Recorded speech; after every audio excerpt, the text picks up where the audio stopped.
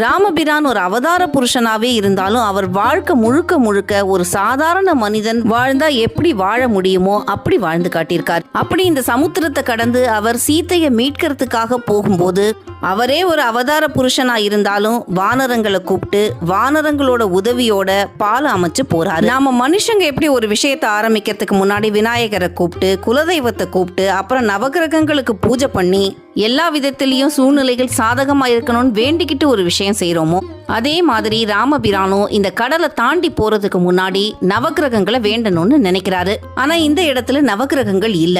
அவரே மண்ணை பிடிச்சு கல்லு ஊனி 9 நவகிரகங்களை இங்க ஊன்றாரு. ஊனி அவர் நவகிரகங்களை வழிபட்டு சீதையை மீட்கிறதுக்காக இலங்கைக்கு போகிறதுக்கு ஆயத்தமாகிறார்.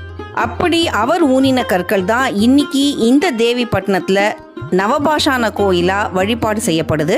அங்கதான் நாம வந்திருக்கோம். இங்க நவகிரகங்களை வழிபட்டு அதுக்கப்புறம் தோஷங்கள் நீங்கி சீதையை மீட்கிறதுக்காக ராமர் இலங்கையை நோக்கி புறப்படுறாரு.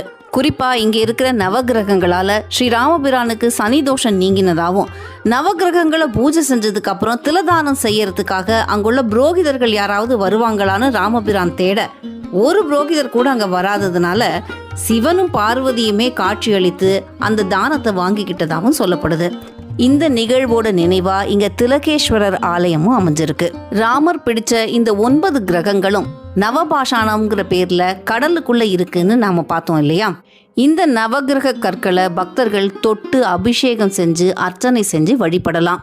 இந்த நவகிரக கற்கள் பல வருஷமா இந்த கடல்ல இருந்தாலும் இன்னைக்கு வரைக்கும் இந்த நவகிரக கற்களுக்கு எந்த ஒரு பாதிப்பும் ஏற்படல.